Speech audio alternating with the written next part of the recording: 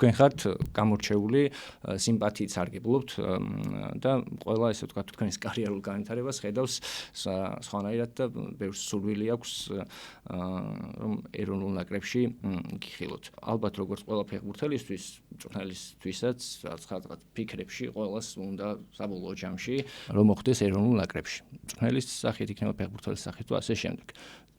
დარწმუნებული ვარ თქვენიც გაქვთ ამის სურვილი, მაგრამ საქართველოში ძალიან რთულია იყო ეროვნული ნაკრების მწვრთნელი და ამაზე არაერთ მწვრთნელს უსაუბრია.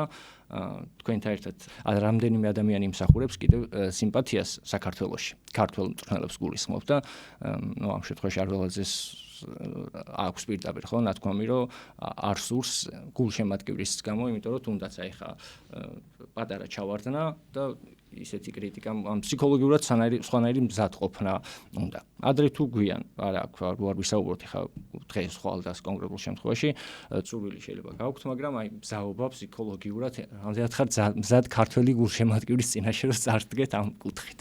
პირველ რიგში მინდა აღვნიშნო ის, რომ სიმპათიზოთაც საუბრობთ, იმედი მაქვს, რომ კიდევ დიდხანს დარჩება ეს სიმპათია გულშემატკივრებში. ამის იმედი ნამდვილად მაქვს და ჩემი რეალურად ყოველდღიურობაც სწორედ ამისკენ არის მიმართული. რეალობა არის ერთი, რომ საერთოდ ამ საკითხზე არ ვფიქრობ. მართლა არ ვფიქრობ ამ საკითხზე. ოცნებებში და მიზნებში, ხო, რა თქმა უნდა, გეთანხმებით, ხო, ნებისმიერი მწვრთნელი იქნება, ფეხბურთელი იქნება, თუ ვინც იქნება, ხო? ნებისმიერი იგივეს დაგიდასტურებთ, იგივე პასუხს გაგცემთ.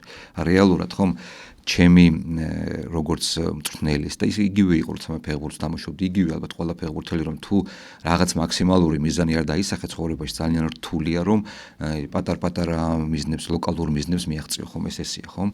მაგრამ დღეს რამოსვანაძე ამ საკითხზე საერთოდ არ ფიქრობს. დღეს რამოსვანაძე ფიქრობს ერთადერთ რაღაცაზე, ერთით დავიწყე, რომ რაც შეიძლება დიდხანს გქონდეს სიმპათია იგივე ქართულ გულშემატკივრებში და ძალიან კარგად ვიცი თუ რა არის ამ სიმპათიის გამომწვევი მიზეზი, ეს არის პირველ რიგში შედეგები, ამიტომ დღეს რამოსვანაძე ფიქრობს იმაზე, რომ რაც შეიძლება სწრაფად მეორე წრეში საქართველოს ახალგაზრდული ნაკრები დაუბრუნდეს იმ სიმაღლეს, რომელიც ბოლო წლებში მიაჩვია ქართველი გულშემატკივრად და რის გამოც დაიმსახურა სიმპათია როგორც მწვრთნელმა, ასევე ნაკრებმა. დღეს ჩემი ფიქრები თავიდან ბოლომდე ამაზეა მიმართული, დანარჩენს უბრალოდ ცხოვრება გვიჩვენებს. სრული ვიდეო ნახე Newsmakers-ის YouTube არხზე. თუ მოგეწონა ეს ვიდეო, დაალაიქე და გამოიწერე არხი, რომ არ გამოგჩეს შემდგომი საინტერესო სიახლეები.